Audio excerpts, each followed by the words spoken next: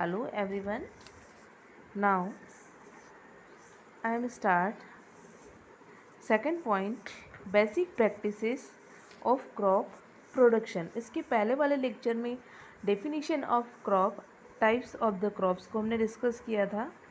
Now there is one question given for you कि why paddy cannot be grown in winter season. Winter season में paddy rice crops grow क्यों नहीं की जाती है. So paddy requires a lot of water. So in rainy season generally किस season में इसे ग्रो किया जाता है? रेनी सीजन में, क्योंकि एक तो लॉट ऑफ वाटर, बहुत ज़्यादा पानी की अमाउंट की ज़रूरत होती है. दूसरा जो क्लाइमेटिक कंडीशंस की रिक्वायरमेंट होती है इस क्रॉप्स को, वो भी इस सीज़न में इनको अवेलेबल हो जाती है. Now cultivation of crops involve several activities undertaken by the farmers over a period of time.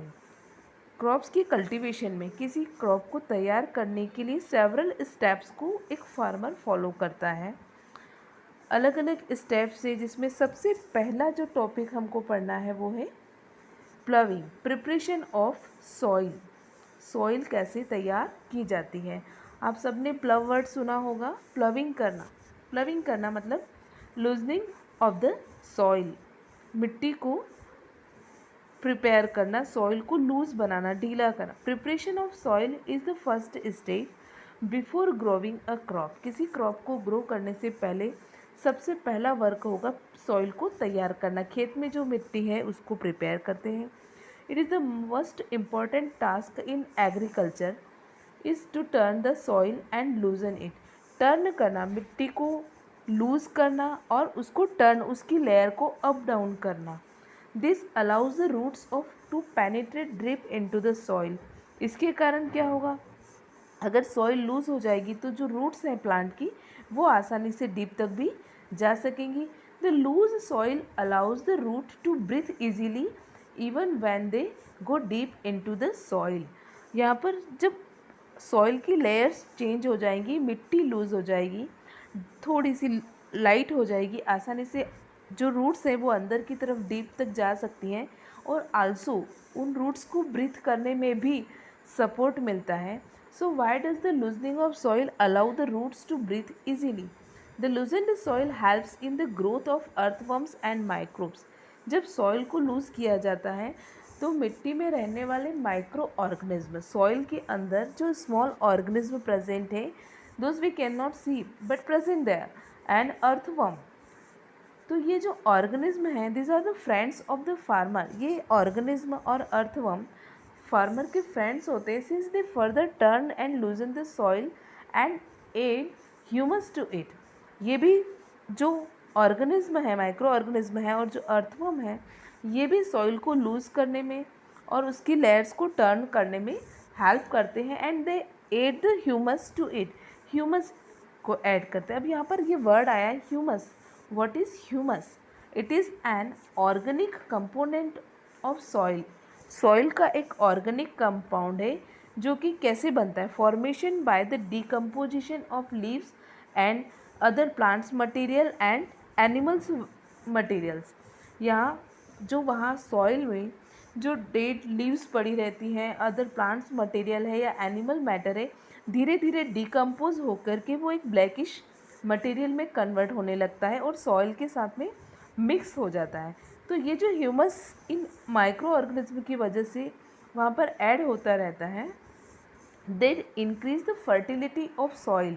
वो सॉइल की फर्टिलिटी को इंक्रीज करते हैं, सॉइल को हेल्थी बनाते हैं. You have learn in the previous classes that soil contains mineral, water, air and some living organism.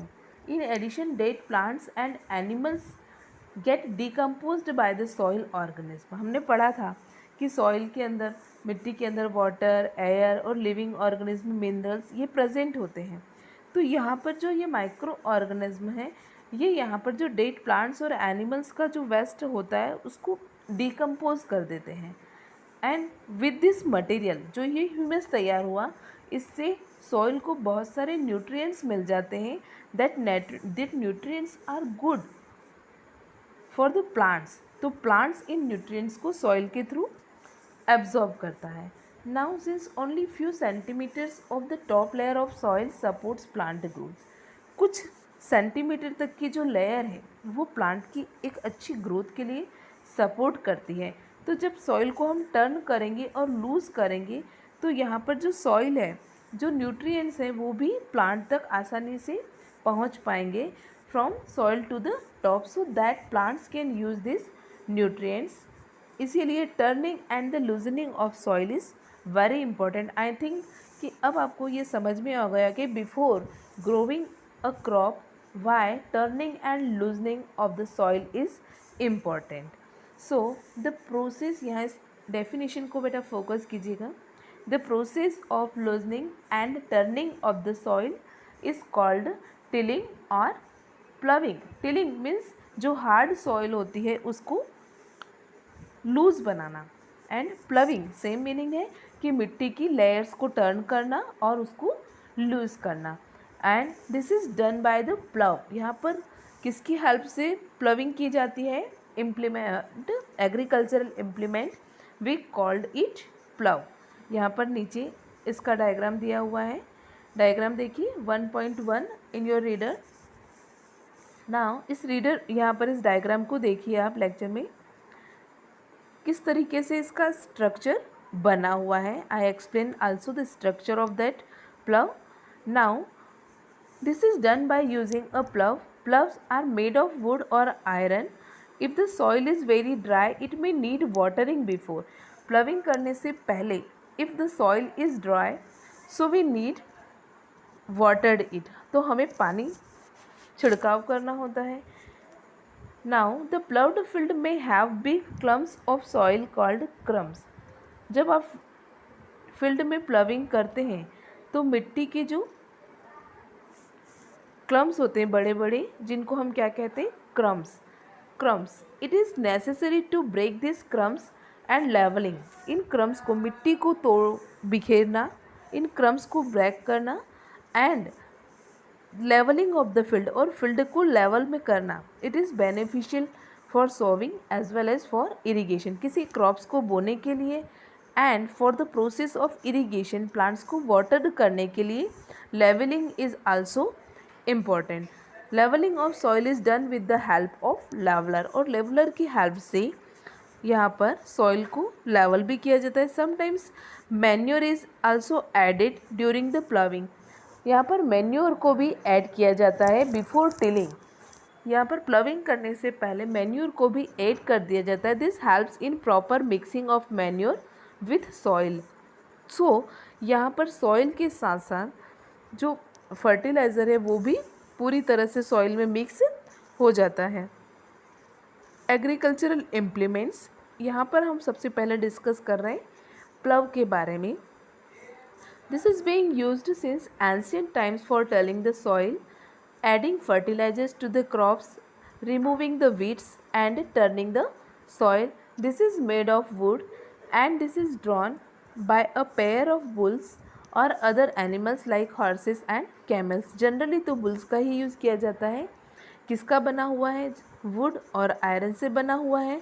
This is made of wood and drawn by the pairs of the bulls. आपने इसका diagram भी देखा होगा यहाँ नीचे, ये देखिए। Now structure की बात करें तो it contains a strong triangular iron strip called ploughshare. The main part of the plough is long log of wood which is called plough shaft and there is one handle of the shaft, और shaft के ऊपर क्या होगा? एक handle होगा। So the other end is attached to the beam which is placed on the bulls neck on the pair of bulls and a man can easily operate this plow. ये देखिए यहाँ diagram में triangular shape से दिया हुआ plough share, then a log of wood, plough shaft and there is that part is on the bull's neck with handle, and then farmers easily handled the using of these things. Thank you and have a nice day.